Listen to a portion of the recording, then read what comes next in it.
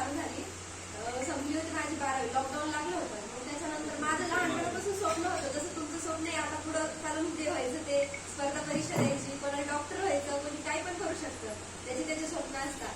माझं पण तसं स्वप्न होतं. लहानपणी सगळे म्हणायचे तुला पोलीस मध्ये तू जा, म्हणजे मला सगळे सांगायचे, पण माझं पण स्वप्न होतं पोलीस मध्ये जा म्हणून. तर मग मी 2021 पासून माझा प्रवास चालू केला.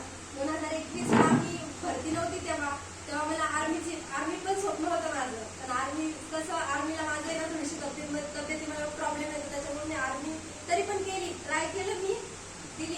SSC GD दिली होती, तेव्हा पण माझा 1 मार्किंग रिझल्ट गेला होता. तेव्हा माझा पहिलाच चान्स होता तो. मग सरांकडेच होते मी, पहिल्यांदा सरांकडे आले होते. मग सरांना मला समजवलं म्हणे काही नाही, प्रयत्न करत राहा म्हणे, होतं म्हणे. मग मी 2022 ला पोलीस भरतीची ऍड पडली होती. मग 2023 ला पोलीस भरती दिली. तेव्हा मी मुंबई या ठिकाणी फॉर्म भरला होता. तेव्हा माझा 2 मार्कांनी रिझल्ट गेला.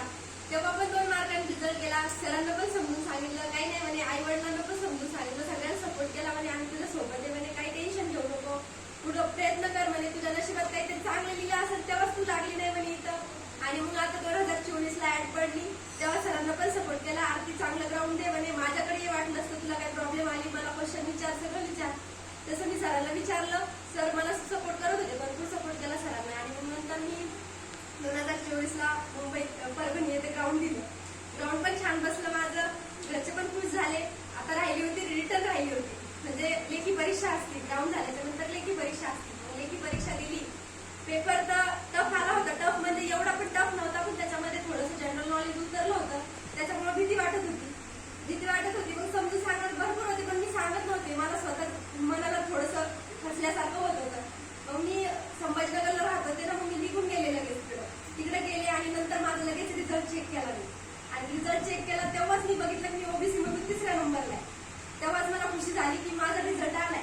मग मी माझ्या घरी सांगितलं अगोदर, घरी मम्मीला फोन केला, पप्पाला फोन केला, माझा रिझल्ट आलेला आहे, फक्त कोणाला सांगू नका, आणखी मेरिट यायची बाकी आहे म्हणलं. मग मेरिट आली एकदा, तरी मी सरांना पण सांगितलं होतं, सचिन सरांना म्हणलं, सरांना खूप आशा होती माझ्यावर. सरांना म्हणलं की सर माझा रिझल्ट आलाय, फक्त मी सांगितलं नाही म्हणे कोणाला, आणखी माझा रिझल्ट आलेला आहे म्हणून. मग खूप दिवस झालं वाट बघत होते मी, रोज टेलिग्राम चेक करायचे, मेरिट आली का. एक दिवशी असंच बसले होते, एक दिवशी माझ्या मैत्रिणीचा फोन आला, मेरिट आली म्हणून.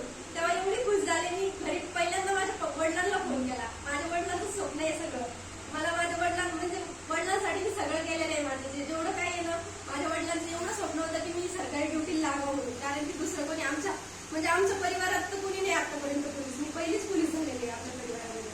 म्हणून सरांना मी सपोर्ट केला, आज माझे पण तुम्ही सिलेक्शन झालेले. आणि याच्या पुढे पण आता